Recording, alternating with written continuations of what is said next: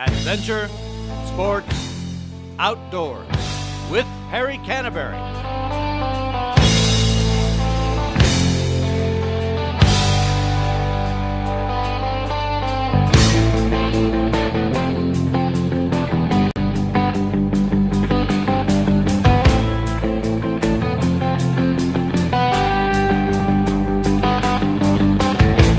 There I was, back in the wild again,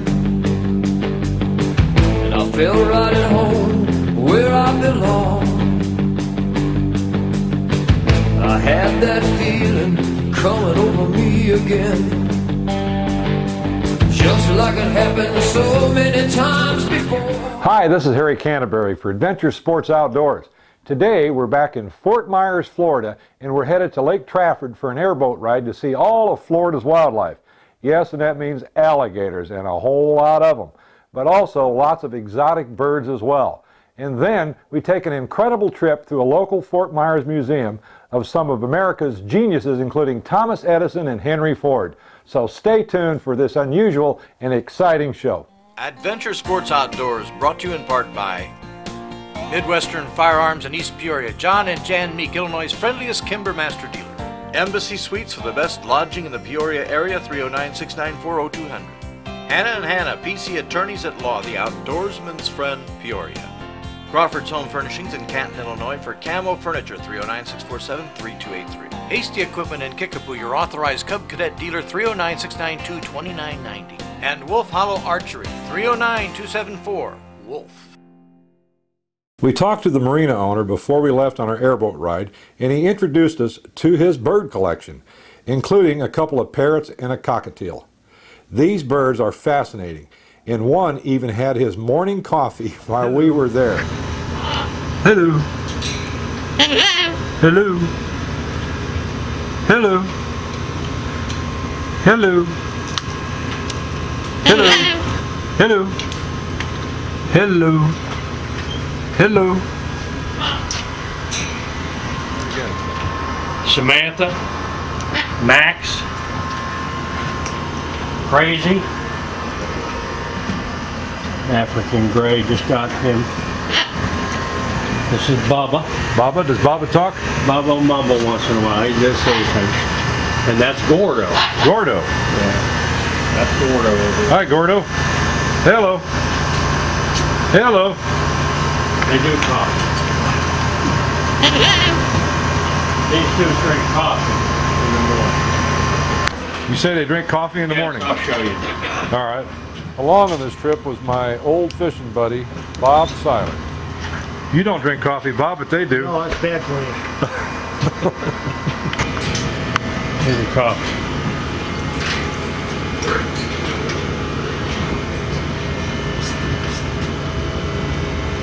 Turn around, Max.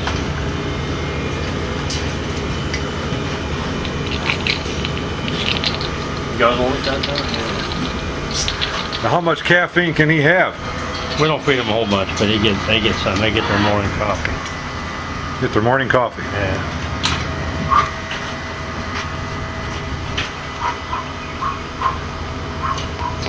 Is that coffee good?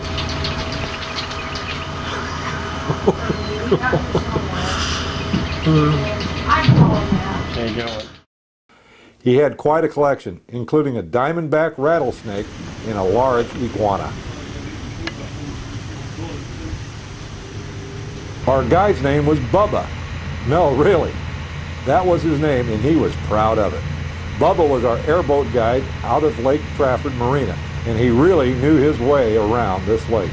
Hey, we're here at a special place. We're going to do something really cool today. I'm here with Bubba, and Bubba's been called Bubba for, how'd you get the name Bubba? Well, I came down here, and about 2 days after I wound up here at the marina, there was a lady sitting out there on the deck, and that's what she called me, and then from then on, everybody's called me that. So you've been Bubba forever, right? Since I got here. Your real name is Don, though. Don Blaylock. And Don, where are you from originally? Fernandina Beach. It's Amelia Island now. When I was a kid, it was Fernandina Beach. Now, where's that at? It's in northeast Florida, right above Jacksonville on the Georgia line there, between Cumberland Islands north of it in Jacksonville, south of it. Now, what's brought you down to these parts? We're right on the edge of the Everglades. We're about, what, 30-some miles from Fort Myers. Well, the Everglades start right over here to Immokalee. What brought you down here? I was doing a lot of traveling in the tomato business, buying tomatoes for a big broker out of Atlanta. And I kept winding up over here in Immokalee certain times of the year and down through the Everglades, and it wound up being, I liked it so much that I finally quit doing tomatoes and just moved on down here. So, I mean, this has become home to you and has been for a long time? For a long time. Well, I don't blame you. For guys like you and I, being an outdoorsman, you couldn't ask for anything better. You can't get any better than this. Now, have you got any wild hog hunting out here? Yeah, we got hog hunting. You're going to probably see quite a few hogs this morning. If they're out, there's thousands of them in the area. Are you allowed to hunt them out here at a special time? A lot of, yes, you can hunt them. You'll have to get permission from the landowners. The citrus grove people would pretty much welcome you most of the time because they root up the irrigation out of their groves, you know, so they kind of welcome you to come get some of them. And a lot of folks, if you haven't ate wild boar or pig, I mean, you can shoot the sows too, but even the boars are good eating if you take care of the meat, right? Down here, you're going to find that the boars are real good. You're not going to find much better pork anywhere. So, I mean, they are good. So, I mean, I've ate it at some wild game dinners, but, of course, after it's been prepared and stuff, you can make just about anything taste good, but it's pretty damn good meat, isn't it? It's real good, real good. You just get you a smoker, and that's all you really need. You can season it any way you want. It's still going to be good hog. Well, my buddy of mine, Bobby, and I would like to come back down someday and maybe take us a wild pig. And but anyway, we're going to go out here on an airboat, and these are aircraft engines, aren't they? Well, this particular ones aren't. It's kind of expensive to maintain the aircraft engines if you're doing tours. I can go to Napa and get the parts, or any of the other parts houses, and they're just, you know, much easier to get parts quicker. And to keep them running, you're going to have a wrench on them about all the time. Now, what about the propeller? Is that a special type of propeller? This one here is what they call a power prop. They make many different designs. They do basically the same thing. Some of them will give you more torque on startup. Some of them give you more load run. This particular one's halfway in between both of that, and the reason you have to have the gear reduction belt on it is because the horsepower in a 454 Chevy develops up around 4,000 to 4,800 RPMs to start getting real good horsepower out of it, and that would over rev the prop, so you got a gear reduction on it. So you got to slow the RPMs down on the other end here, otherwise you just got too much. You're going to have the horsepower eventually, so you got to, like you say, slow it down back there. Alrighty. Well, hey, we're here at Lake Trafford with Bubba, and we're going to take an airboat ride. I love airboat rides, and I know everybody else does too. We're going to see some alligators, all sorts of birds, and hopefully a wild hog or two. I believe you will. All right, now you guys get up to the, I think the camera in the front and the middle row will do the next one. That'll give everybody plenty of room to move around from back to forth on the sides there. All right, okay, let's do it.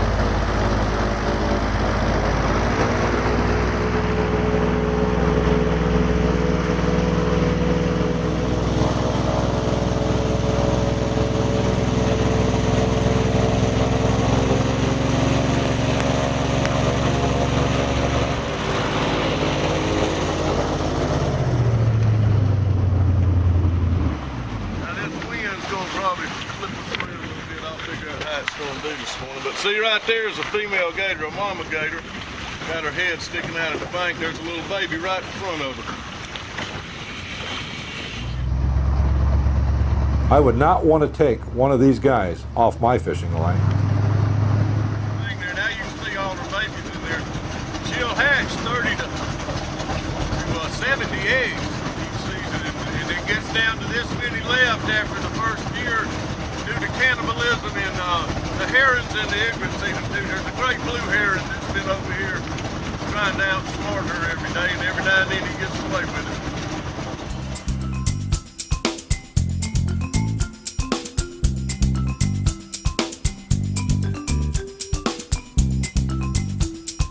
If you've never had a ride on an airboat, you really ought to put that on your agenda. It's a wild ride, and you really get there in a hurry. These boats were designed to go where most boats can't, and in water less than 6 inches deep. We were there to see the alligators, and it wasn't long before we saw what we'd come for.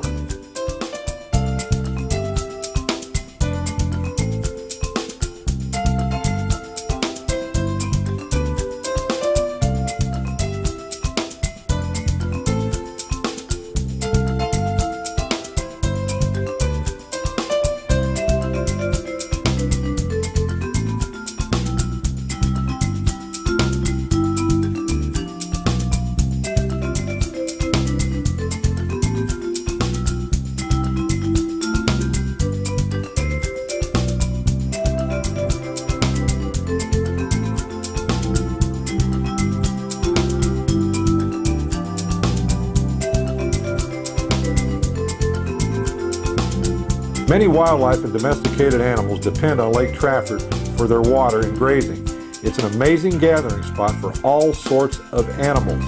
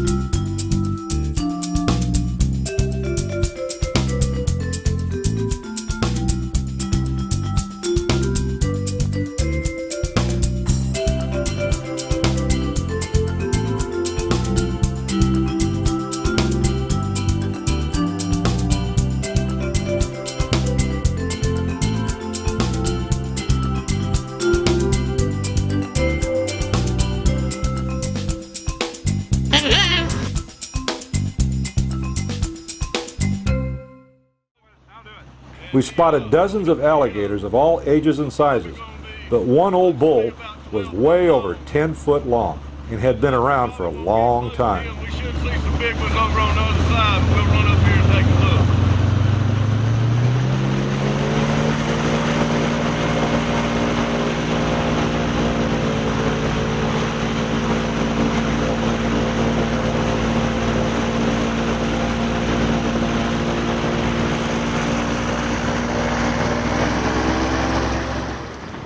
How old an animal is that, Bubba? Oh, he's going to be in about 18 to 25 years old. They grow about a foot a year till they're around 8, and then 8 foot or 10 foot. Oh, he's a big one. He's a good sized gator. They trap them down here? Well, they have a hunting season down here, state hunting season. Wouldn't want to be in the water when he was hungry.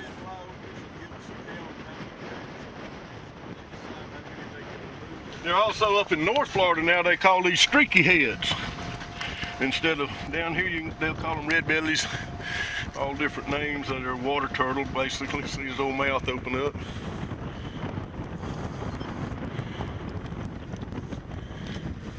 And you can see why they call them a streaky head too. And you can see how shallow the water is. It's been a while since you had water in it. It is, and it's going to be a little while. Hey, we're seeing a really interesting thing. This hasn't been seen for over 100 years. This is a Calusa hatchie. A Calusa. A Calusa Indian dugout. Don, point down to where you can see the charcoal where they burn it out. The whole bottom is charcoal like this. The whole thing, that's the way they would build them with. They'd start, take campfire coals and lay on the top of a cypress log. And then they'd put conch shells on sticks and chip the coal out as it burned down, and they'd eventually get them rounded off. Now this one would approximately be about, like a standard canoe nowadays in width. How old are, did you say, are between 600 and 800? Yeah, it could be at least 600 to 800 years old. 600 to 800 years old, my goodness.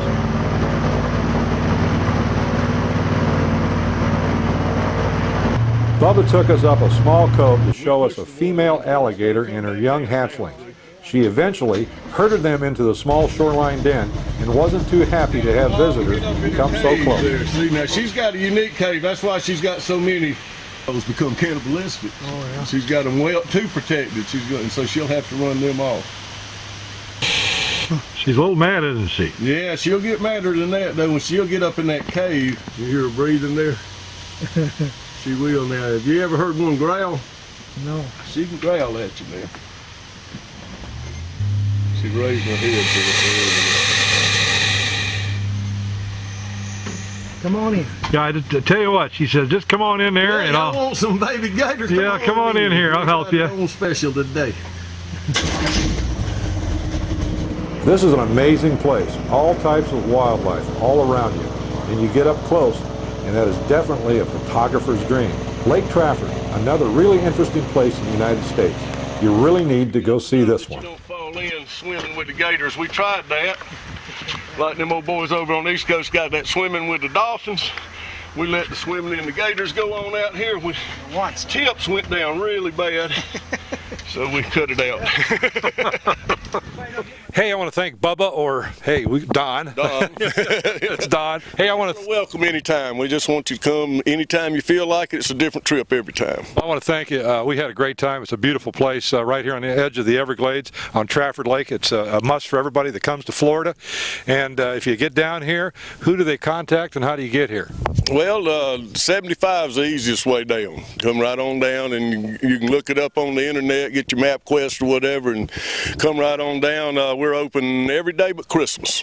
And you can probably talk the boss into that if you wanted to. Okay. Hey, I want to thank you for a great time. Bob and I, these gators are fun to watch, and a lot of wildlife out there. And when the water gets up and you can go way back in there, let us know. We'll do it, and then I'll have you a little barbecue down here when you get ready to come back. We'll get the water up and a couple of hogs, and y'all. Well, Bobby and I are big hunters, so we like to kill a hog and eat it. Get y'all down here to kill them, then we'll cook them. Okay. Y'all have a good day. All right, and the phone number? The phone number here is area code 239-657-2401. Okay, that's Bubba, better known, or Don, better known as Bubba. We had a good time. Y'all come back. This is John Meek at Midwestern Firearms with your shooting tip of the week. I'm talking about a Springfield XD, excellent performing pistol. They've just come out with the new thumb safety. This gun features a cocked indicator, chambered round indicator, ambidextrous safety. If you're concerned about safety, this thumb-operated safety is an excellent choice for your protection. Ambidextrous release on your magazine, easy breakdown, easy to clean. Just an excellent choice for home for some range time. Made right in Springfield, Illinois. This is your gun shooting tip of the week. John at Midwestern Firearms in East Peoria. We then headed over to a place called the Edison Ford Winter Estates, where some of America's greatest geniuses spent their vacations. Notably, Thomas Edison, who maintained a winter home there, and Henry Ford. Both men were close friends, and even Henry gave Edison a 1916 Ford Model T.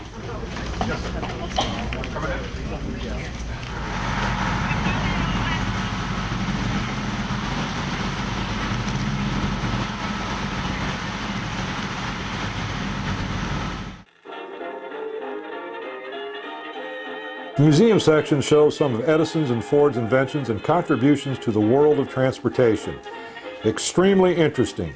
You could literally spend hours just looking around. For a lot of us old-timers out there, this will bring back some great memories.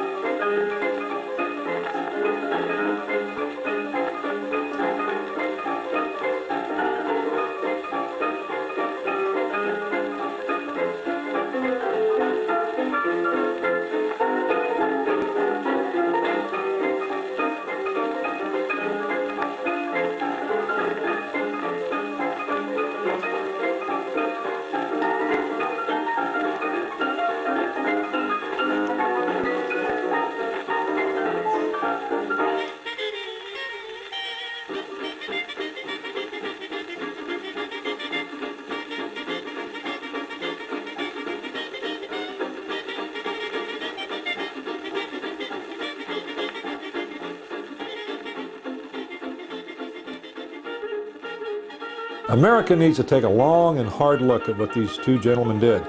And we need to be reinvigorated, re-energized. We need to reclaim our share of the world's manufacturing and stop shipping out our technology to other countries. It's time to get back into the race. We invented manufacturing and the assembly line. This is America.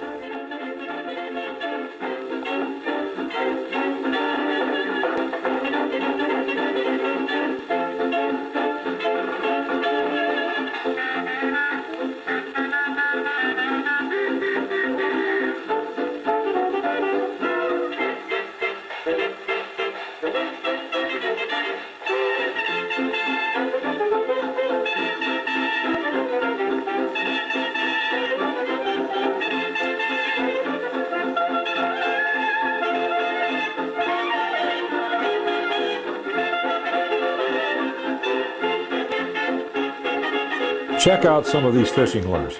These guys were not fishing for bluegills, I can assure you that.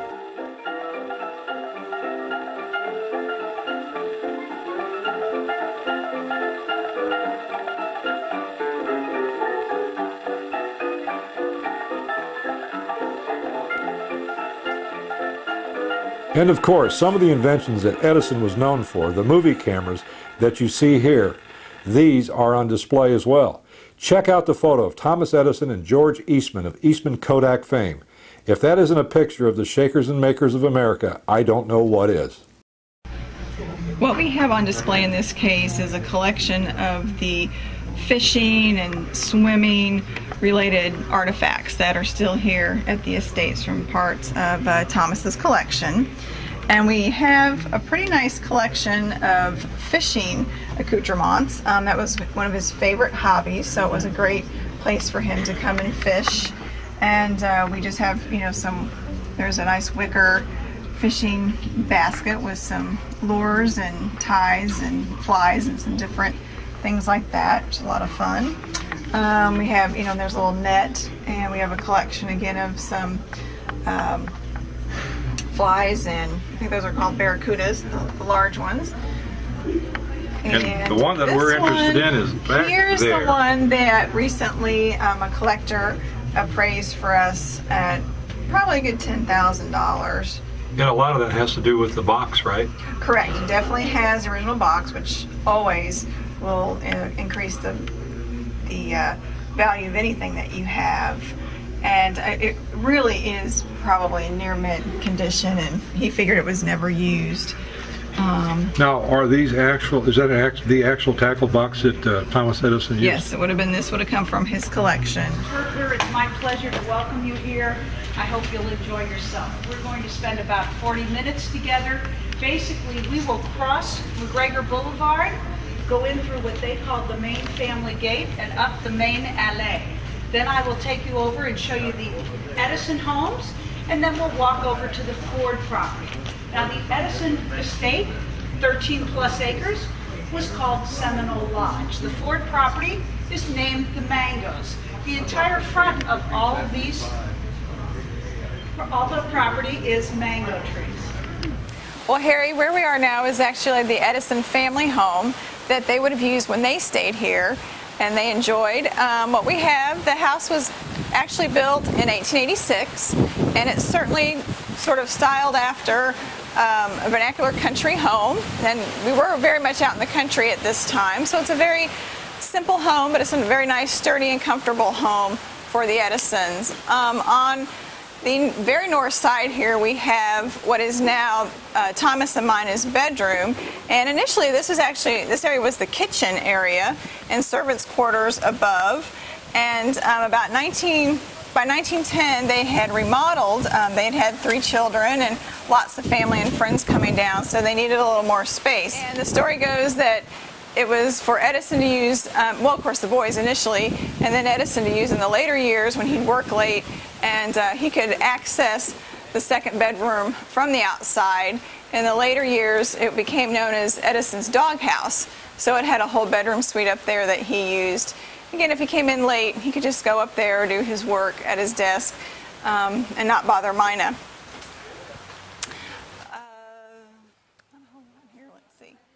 Let's go to the main part of the family house. And this would have been the area where the family just would have sat to read books and to visit with their friends and family. Again, you can see a fairly small room than you would probably expect for Edison to have, but they liked it comfortable and cozy.